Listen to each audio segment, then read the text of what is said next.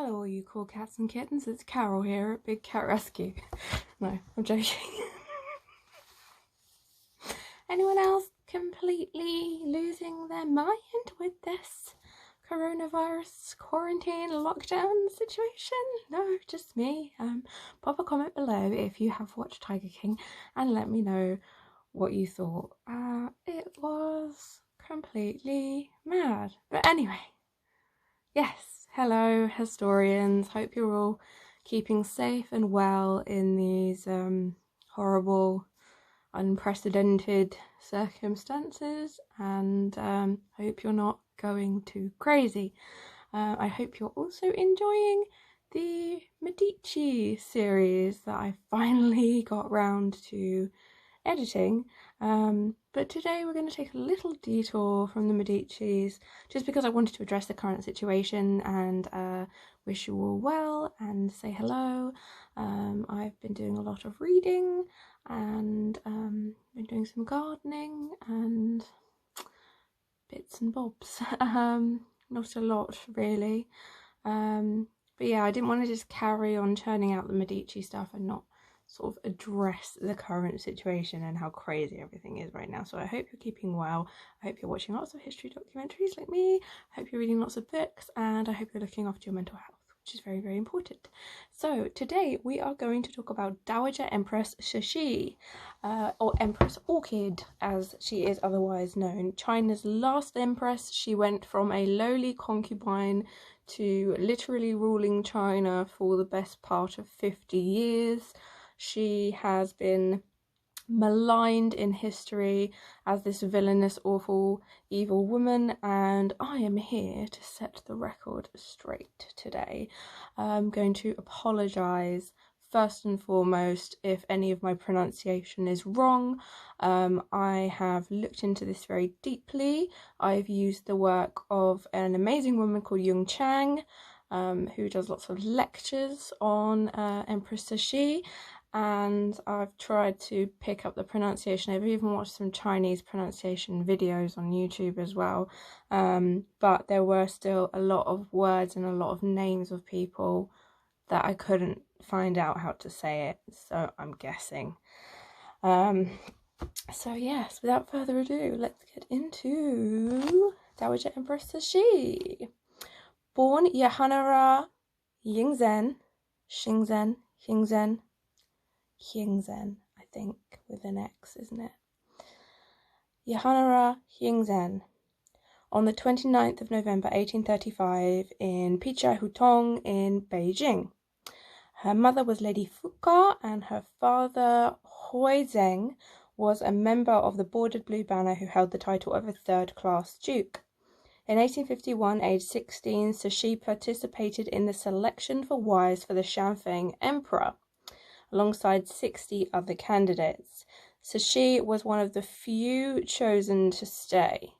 This was like a dream at the time. The life of concubines seems quite awful to us now in modern eyes, but if you were living in poverty, why wouldn't you want to have servants and have people wait on you and be important and vie for the attentions of the emperor and potentially give birth to the next emperor? It was just a different time.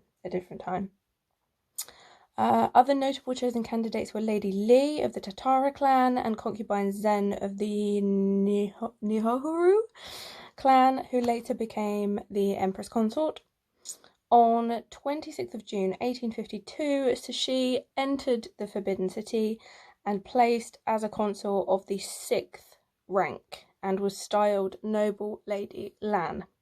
On the 28th of February 1854, she was elevated to the 5th rank and given the title Concubine Yi. The following year, she became pregnant with the emperor's son, and on the 27th of April 1856, she gave birth to Zaishun, the emperor's first and only surviving son. On the same day, she was elevated to the 4th rank as Consort Yi. And in 1857, when her son reached his first birthday, she moved to 3rd rank of Noble Consort Yi. This rank placed her second only to Empress Nyohuru among the emperor's harem. Unlike many of the other women in the imperial household, Cixi was known for her ability to read and write in Chinese. This skill meant she could help the ailing Shanfeng emperor in the governing of China. The emperor had her help on an almost daily basis. She read his letters, memorials, propositions that came in to him, and she would leave instructions on those documents according to his will. And she actually learned how to forge his signature, because he was so depressed and so ill. He didn't want any part in the governing of China, so she would talk things out with him and say, what do you want to do? And they would kind of come to a decision together, and then she would actually sign his name. So as a result of this, Cixi became well informed about state affairs and the art of governing, and she began to slowly take over from her increasingly sick husband. In September 1860, during the closing stages of the Second Opium War, which is a whole nother saga in itself, the British diplomatic envoy Henry Parkes was arrested along with other hostages who were tortured and executed. In retaliation, the British and French troops under the command of Lord Elgin, we won't talk about the Elgin marbles, attacked Beijing and burned the old summer palace to the ground. The emperor and his entourage fled to Rehe province. Upon hearing the news of the destruction of the palace, Shanfeng fell into a deep depression, turning heavily to alcohol and drugs, and became seriously ill. He summoned 8 of his ministers and named them the 8 regent ministers to direct and support his son, who would then be emperor, before he finally passed away on the 22nd of August 1861 at the Changdi mountain resort in Rehe province, aged just 30 years old. And so she was around the same age as him. That's probably worth pointing out. There was a real love and affection between the two of them, and a real kind of mutual respect between the two of them. And he actually loved Cixi to the point where he sort of disregarded his other concubines and even his wife, the Empress Consort. So it is important, I feel, to point out that there was a real love there between them, and she would have been very upset by his passing. Cixi's son is now the Emperor of China, and he's only 5 years old. It's commonly assumed that on his deathbed, Shanfeng summoned the Empress and Cixi and gave each of them a noble seal. He hoped the two women would cooperate in harmony and help the young emperor grow and mature together. The seals would also allow them to keep the 8 regents' power in check. So the two women were given empress status because obviously Cixi is, I'm trying to remember her son's name, is it Saishun is Saishun's mother, and as empress, Lady Shan is his other mother, if that makes sense. So she is his biological mother, but as empress, Shan is also his mother. That's just the way it worked. So now you have the emperor's first wife, his former wife, Empress Dowager Shan, and noble consort Yi becomes Empress Dowager Cixi. Okay, there's a lot of changing names here. They were more often referred to as the East and West Empresses due to which side of the palace they lived on. The two women luckily were very fond of each other, despite having differing opinions on how their son should be educated and raised. They did unite against the 8 regents, and they did kind of keep them in check. Now, Cixi was a shrewd political strategist with a knowledge of foreign affairs, whereas Shan was deeply religious, nurturing, and really didn't like confrontation. So they were very balancing for each other, but Cixi would often get frustrated with Shan's lack of action and lack of conviction in things, shall we say. So tensions began to grow between the empresses and the 8 regents, who were led by a man called Shan. The regents didn't like Cixi's interference in political affairs, and their frequent confrontation led Shan to often refuse to attend court audiences. Secretly, Cixi had begun gathering the support of talented ministers, soldiers, and others ostracized by the 8 for personal or political reasons, and among them were the brothers of the Shan emperor, her husband who had passed away, Prince Gong and Prince Qin. When Shanfeng's funeral procession left for Beijing, Cixi and the boy emperor returned to the capital way before the rest of the party, while Su Shun was left to accompany the deceased emperor in his cartel. You know what I mean. Yes, so Cixi gets to planning right away with the princes, and this is where she rewrites history. She dismisses all the regents for having carried out incompetent negotiations with the barbarians that caused Shanfeng to flee to Ruyi province, along with many other charges. In a display of mercy, Cixi only executed 3 of the 8 regents. Prince Gong wanted Cixi executed by the most painful method, a slow slicing death by 1,000 cuts. But Cixi ordered him beheaded instead, while the other 2 men were given pieces of white silk to hang themselves with, which was considered a noble way to die. It was considered a mercy, it was considered a courtesy. Believe it or not. She also refused to execute the family members of the regents in accordance with tradition. Qing imperial tradition also dictated that women and princes were never to engage in politics. Breaking with tradition, Cixi became the only Empress Dowager in the dynasty to assume the role of regent, following a practice known as ruling from behind the curtain in Chinese. And the coup is historically known as the Shanyu coup. I hope I've said that right.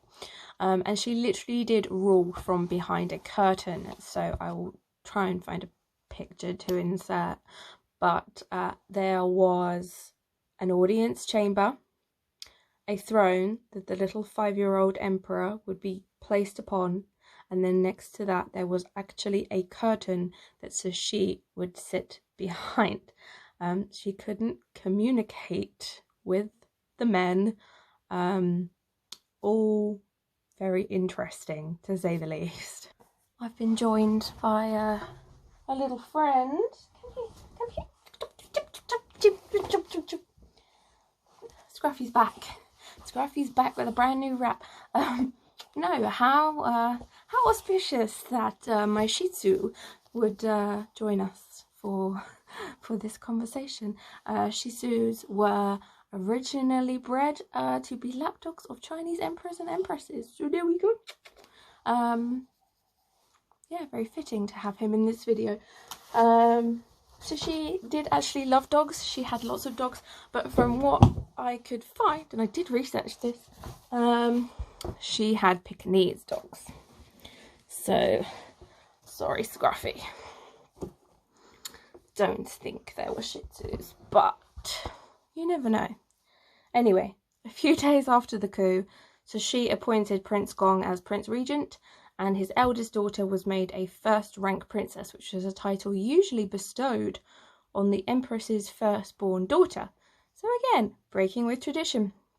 As one of the first acts, Cixi and Shan issued 2 imperial edicts on behalf of their son. The first stated the 2 Empress Dowagers were to be the sole decision makers without interference, and the second changed the emperor's regnal title to Tongji, which was collective stability. That was that well bit.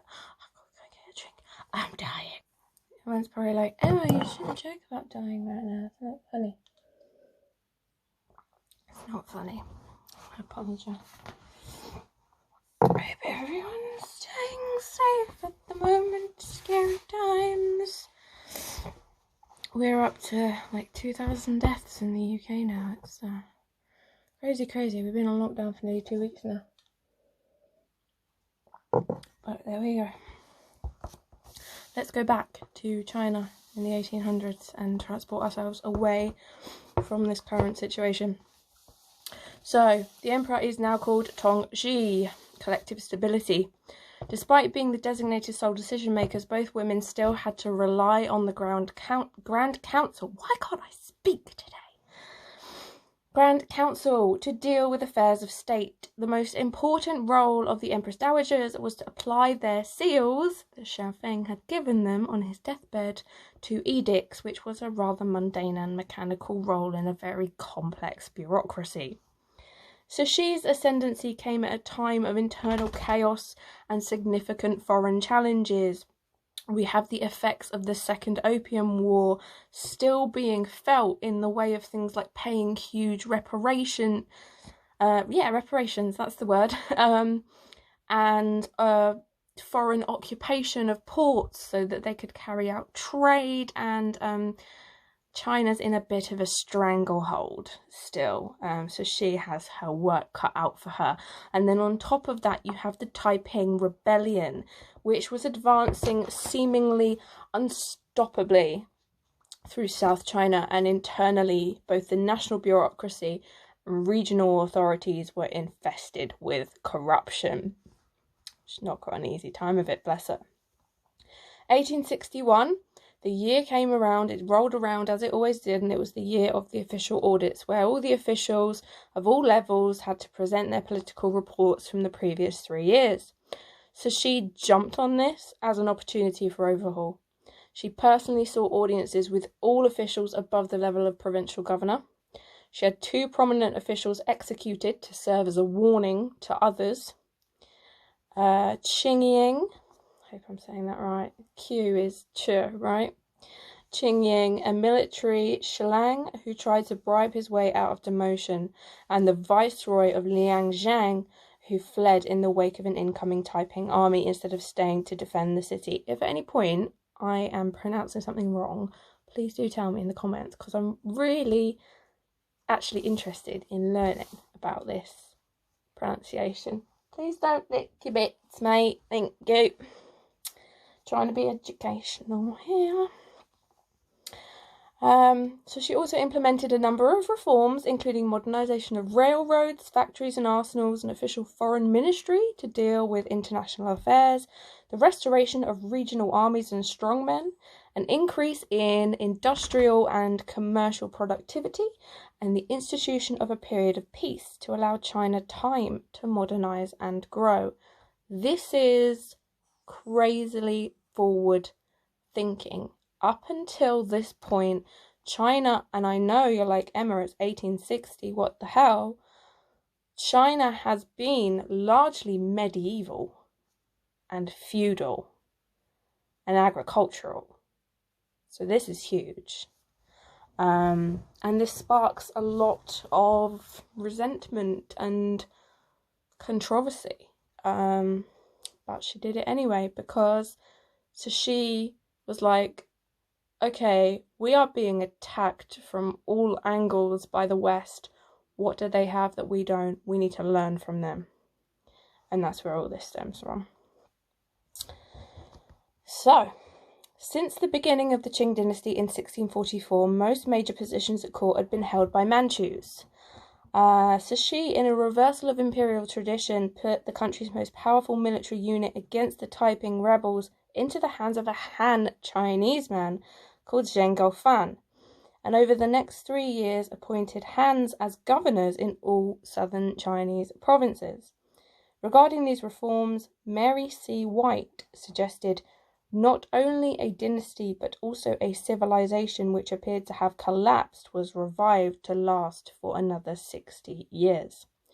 John K. Fairbank wrote that the Ching managed to survive both domestic and international attacks is due largely to the policy and leadership changes known as the Ching Restoration.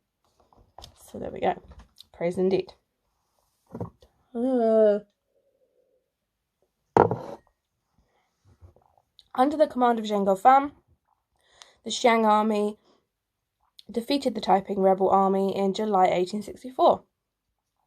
China's defeat in the Second Opium War was a wake-up call, realising that China's agricultural-based economy couldn't cope with the industrial prowess of the West. This is what we were talking about before. So she decided that for the first time in Chinese history, China would learn from the Western powers and import their knowledge and technology. In 1872, Emperor Tongji turned 17 and was married to Empress Jia. He spent most of his time with his empress at the expense of his 4 concubines, and Cixi ordered the couple to spend more time on their studies, and the emperor went into isolation at Qing Palace. Q's is ch's, right? Qing, I think. Palace. The young emperor became lonely and very ill-tempered. He began to treat his servants cruelly, and he punished them physically for the most minor offences. The emperor took to escaping the palace in search of pleasure in Beijing's brothels. Not forgetting the fact that he had all of these concubines. No, he wanted to escape the Forbidden City and frequent the nightlife of Beijing, shall we say. Despite having 4 of the best tutors in the land, he displayed no interest in studying, and when he was given personal rule at 18 in November 1873, Tongji proved to be a terribly incompetent ruler. He made 2 important policy decisions during his 2-year rule. First, he decreed that the summer palace, destroyed by the English and the French in the Second Opium War, should be completely rebuilt as a gift to his mothers. I think he actually wanted to get rid of them, send them off there, but that's just speculation on my part. The internal treasury, which was severely depleted from international and foreign strife, was ransacked in order to do these restorations, and he had to turn to donations from nobles and officials to fund the project. His uncles, Princes Gong and Shun, sent a memorandum asking the emperor to cease construction, so Tongji issued an imperial edict stripping both princes of their titles and demoting them to the status of a commoner. Nice. Cixi then makes an unprecedented appearance at court, directly criticising Tongji for his actions, saying, "Without Prince Gong, the situation today would not exist for you and me," as in the coup would not have happened. The emperor returned to his former habits and quickly contracted syphilis, smallpox, depends which report you read. The official diagnosis was smallpox. Sorry, I just had a coughing fit. No, it's not the corona. Oh, that was intense. Where were we? This video is not going well today. I'm like 23 minutes in. We haven't even got to... We're like halfway through. Okay, so... Yes. Tongji returns to his former habits, quickly contracts syphilis, smallpox, we don't know, official diagnosis is smallpox, and within a few weeks, on the 13th of January 1875, he died, and Empress Jia followed suit in March. It probably actually was smallpox due to how quickly he got ill and how quickly he died. He might have had syphilis from all the brotheling around, but syphilis doesn't tend to kill you that quickly. So, there we go. By 1875, Cixi is back at the helm of China. Once again, poor thing, just wants to retire, bless her. As Tongji had died without a male heir, this creates an unprecedented succession crisis. After considerable disagreement between the two Empress Dowagers, Shan, the 4-year-old firstborn of Prince Chun and Cixi's sister, was selected to become the new Emperor Guangzhou. Guangzhou, meaning glorious succession. So Cixi's sister had married Prince Chun, and so Cixi then adopted their son. And that's how that worked. The sudden death of Shan in April 1881, the other Empress Dowager, brought rumours that Cixi had poisoned her. And now this comes about because Shan had had Cixi's favourite monarch, Anchee, executed in 1869, and the plot had come to light. Now there is speculation that Cixi was in love with Anchee, despite him being a eunuch.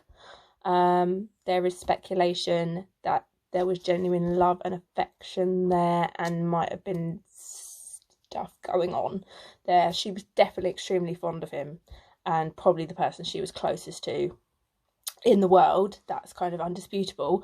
But whether there was something a little bit more going on, we don't know. But Shan was involved in the plot to kill Anchee, and obviously Cixi finds out about this, and she is absolutely livid, and then Shan dies. So this is where the comments start to come in that Cixi has poisoned Shan.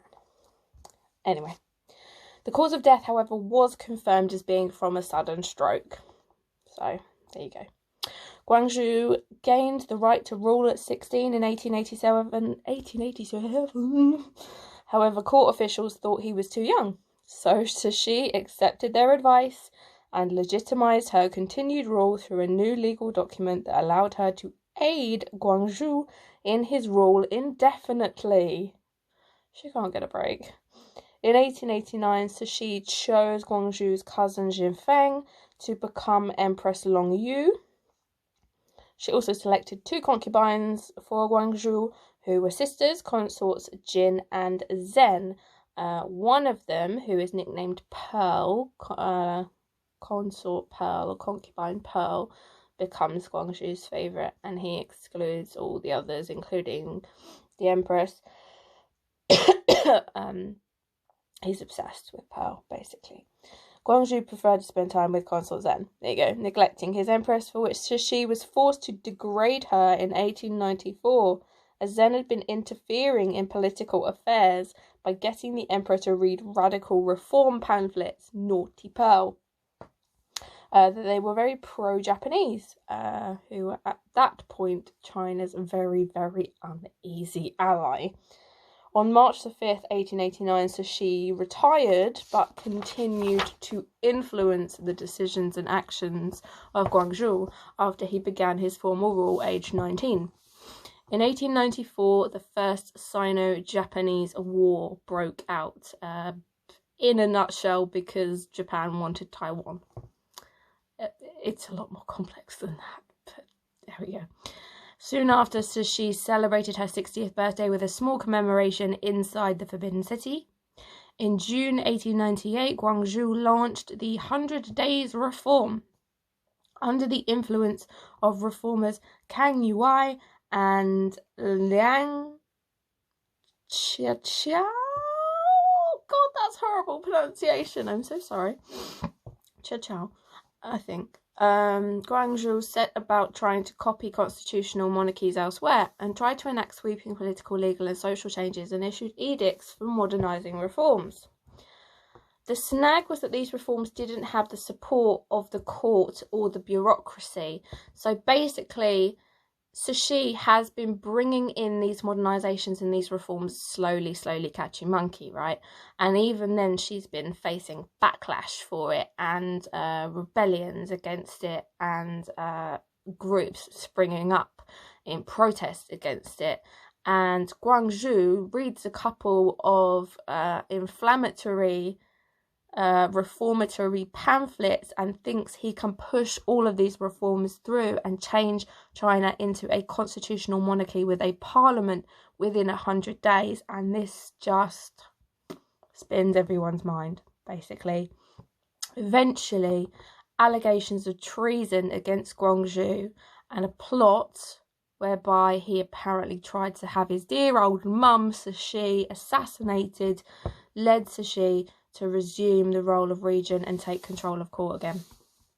So there we go. You've got one son that's whoring about, and you've got another son that's trying to have you killed. And all the while you just want to retire, and everyone at court's like, no, please stay. You're the only rational, sane person here. Poor old thing. On the 21st of September 1898, the Emperor was taken to Ocean Terrace, a small palace on an island linked to the rest of the Forbidden City by a controlled causeway, and Cixi produced an edict that proclaimed Guangzhou's total disgrace and unfitness to rule. Ooh, that's what you get when you try and have your mum killed. The Guangzhou era nominally continued until his death in 1908, but the Emperor lost all power, respect, privileges, including freedom of movement. Kang Yuai fled into exile, and 6 prominent reformers were publicly beheaded. So that was that. In 1900, the Boxer Rebellion broke out in northern China, an anti-foreign, anti-Christian movement. A lot of the problem with the modernisation of China had been that when building these railways, they wanted to build a railway, particularly from Beijing to Canton, to be like the industrial, commercial artery of China, as it were. They had to knock down a lot of burial sites, a lot of temples, a lot of religious sites in order to do that. And this obviously caused a lot of issues. You also have the English who were occupying China, and you have the West who are occupying China, who are building churches right next to temples, and there's a lot of unease going on. So, up springs the Boxer Rebellion. They don't like foreigners, they don't like Christians, they're not too fussed about modernisation per se, but they want the foreigners out. So Cixi, instead of going against them, makes an official statement of her support for them and a formal declaration of war against Western powers. I'm not entirely sure what she was thinking there. But due to the court's attempts to appease the foreigners, the 8-Nation Alliance's army, which is all the foreigners, marched straight to Beijing and forced the entire imperial court to evacuate to Qian. This one's got an X. Qian. I think I'm getting the hang of this. Please tell me in the comments if I'm not. Cixi received an ultimatum demanding that China surrender total control over its military and financial affairs to the foreigners, to which she defiantly replied, "If we just fold our arms and yield to them, I would have no face to see our ancestors after death. If we must perish, why not fight to the death?" That's my girl. And sent the Beijing field force to siege the Forbidden City and get it back. After the Battle of Beijing, the 8-Nation Alliance negotiated a treaty. Cixi secured a guarantee that China would not have to give up any further territories to foreign powers and called it quits. Guangzhou and Cixi did not return to Beijing until 18 months after they had initially fled. In January 1902, the court made a ceremonious return, and once back, Cixi implemented sweeping reforms in law, government, education and social policy. Ironically, this was actually a reform programme that was more radical than that which was proposed by the reformers that had gotten into her son's head and caused all that 100 days reform kerfuffle. But anyway. Yeah. She invited the wives of foreign diplomats to tea in the Forbidden City, summer garden parties, hired a Western-educated lady-in-waiting, and in 1903 allowed a photographer into the Forbidden City to take photos of her and the court. These can be seen at the Empress Dowager's exhibition at the Smithsonian Institute in Washington, D.C. right now. Empress Dowager Cixi died aged 72, one day after Guangzhou on the 15th of November 1908 in the Hall of Graceful Bird at the Middle Sea of Zhongnanhai, Beijing. She had installed new Emperor Poole the day before, who was also Prince Chun's other son, who was two years old. She was interred at the Eastern Ding Mausoleum with Shan, her previous husband, and Shan, her other Empress Dowager that she had ruled with for the first part of her rule. In July 1928, her tomb was plundered by warlord Sundin Yang and his army. They stripped the complex of its precious ornaments, dynamited the entrance to the burial chamber, opened her coffin, threw her corpse on the ground, stole all the jewellery from her body. Nice. After 1949, the tomb was restored by the Chinese government. There we go. 35 minutes. Goodness me. I'm still going to do some fun facts about Empress Dowager Cixi though, because we've got time right now, so stay with me. On the 4th of November 2008, forensic tests concluded that Guangzhou died from acute arsenic poisoning. China Daily speculated that Cixi may have known of her own imminent death and worried about what Guangzhou would do after she died.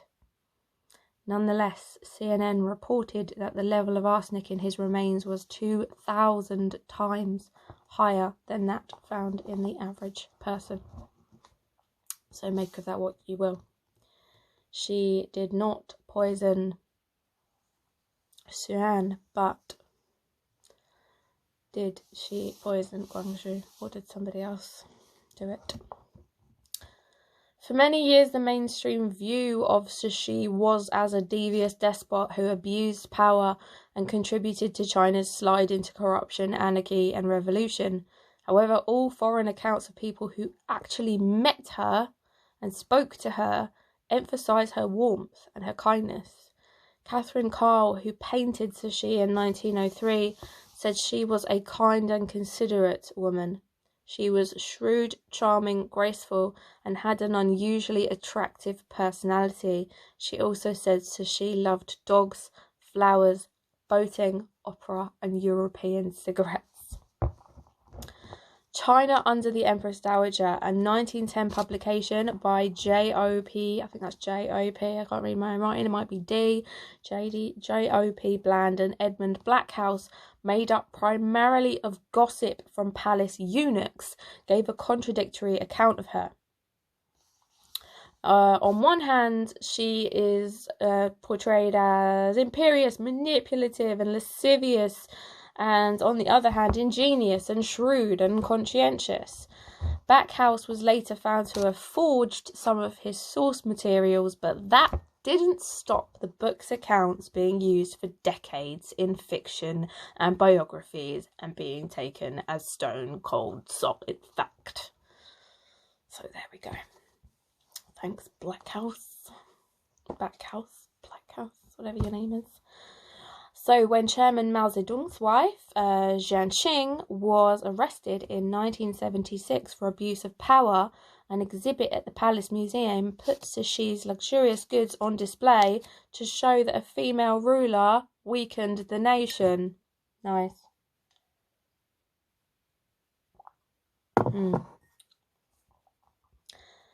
Let you make your own mind up about that one.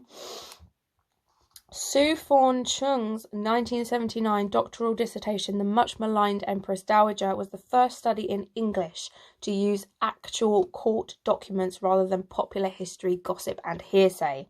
She argued traditional Chinese historians had always been prejudiced against female influence at court. So, biographies you can check out. Sterling Seagrave's Dragon Lady, The Life and Legend of the Last Empress of China. Jung Chang's Empress Dowager Cixi, the concubine who launched modern China. I am a massive fan of Jung Chang, I have to say. You can find her lectures on YouTube, absolutely fascinating, and her lectures are very funny and very informative. And Jung Chang, if you're ever watching this, I love you dearly. So she had three younger brothers and her second younger brother, Chang. I'm so bad at pronunciation. Someone help me. Chang served as first-rank military official and held the title of a third-class duke. He was also the father of Empress. Okay, this is a long one. So we've got an X at the beginning, which is a nice, right? Xiao Ding Jing. There we go. Xiao Ding Jing, which is Guangzhou's empress. So her brother's daughter married Guangzhou, her adopted son. Wow. She also had one younger sister called Shan, who married Prince Chun and was the mother of Guangzhou, which we spoke about earlier. So, books you can go and find. I actually got into this whole Cixi saga by picking up a random book that my, for want of a better word, nanny, when I was growing up, she was my nanny, she was my childminder, but you know what I mean, same thing, very dear to me, like a grandmother to me, had given me a stack of random books, and I have had this book since I was about 15, and I've never looked at it, never touched it, but I've kept it, and I thought one day I'm going to get around to reading it, and due to this whole quarantine situation, I did get around to reading it, and it is Empress Orchid by Anchee, and I loved it. I devoured it. I read it within a couple of days, and then I ordered the sequel, The Last Empress by Anchee. So if you're looking for some good fiction, definitely recommend Empress Orchid and The Last Empress. So glad I finally got around to reading this and was introduced to Cixi.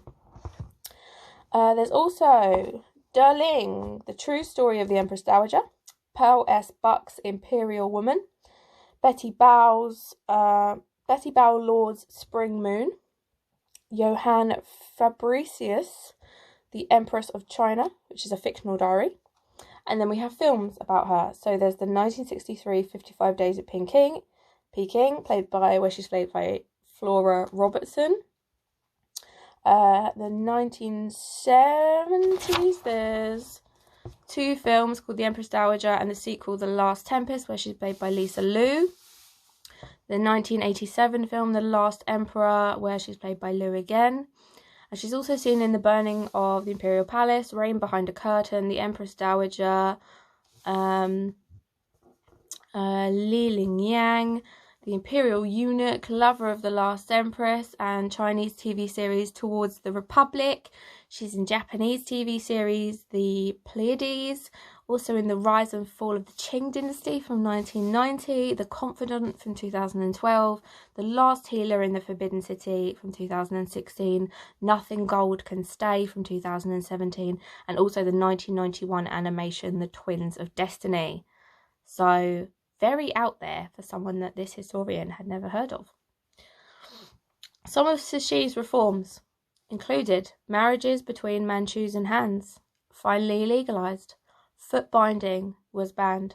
Freedom of press was allowed and expanded. Foreign language schools and universities were started up.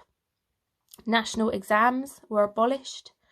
In 1906, Cixi announced China would be transformed into a constitutional monarchy with elections and parliament. She built the modernised Chinese navy, had railways built, allowed churches and mosques to be built alongside Buddhist temples, and that's just a handful. Emperor Puyi was to be China's last emperor. In 1911, the empire fell, and he abdicated the following year when China began the long and bloody process of trying to become a modern republican state. Conclusion, and this is what I've written.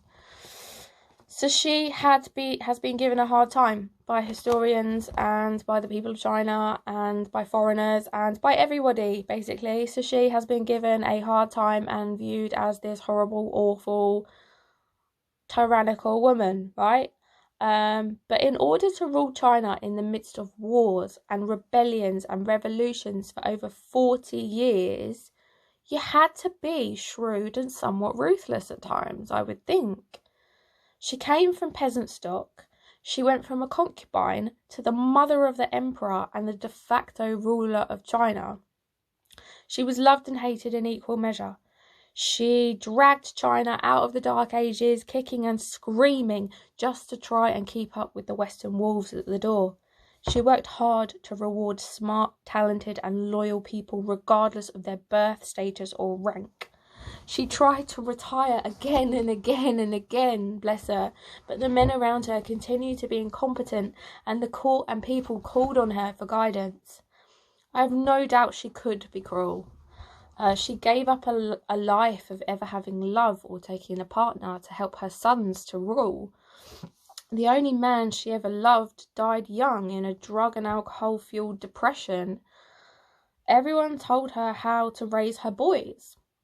Whatever she decided was wrong by someone's standards, balancing opposing factions at court, making sure no one got too corrupt or too big for their boots. Her day-to-day life must have been unbelievably stressful, and personally I think Cixi deserves a lot more credit than she's gotten thus far, and hopefully you do too. So there you go, that is Empress Dowager Cixi, the last Empress of China. I hope you've fallen in love with her a little bit. I hope I've inspired you to go on and read Empress Orchid and to look into Chang's book and her lectures. And I just want to send China all the love in the world at the moment, because I am aware that there are racist attacks going on against Chinese people and people of Asian descent who are being mistaken for being Chinese because of this whole coronavirus outbreak, and that is absolutely unacceptable, and yeah, that's not okay. So I wanted to make this episode not just because I discovered Cixi, but to send China some love at this time as well. So I hope you're all keeping well and looking after yourself. I hope I haven't bored you to tears for the last 45 minutes, and I will see you again very soon for the next instalment of Medici's Part 2, Clarice Orsini. Love you very much, Herstoryans, and I will see you again soon. Take care, look after yourselves, look after your family, stay at home, stay safe.